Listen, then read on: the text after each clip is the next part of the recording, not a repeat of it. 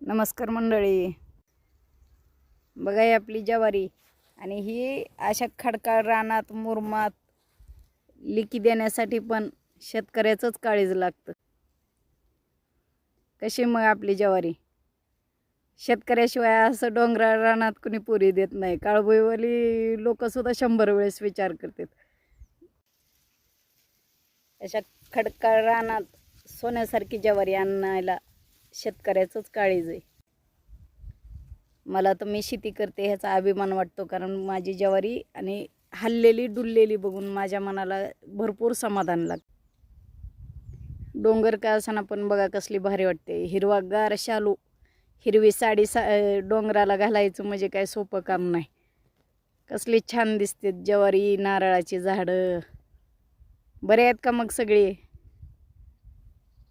ज्वारीची झाडं, नारळाची झाडं हो। कशी वाटते मग माझी ज्वारी सांगा नक्की।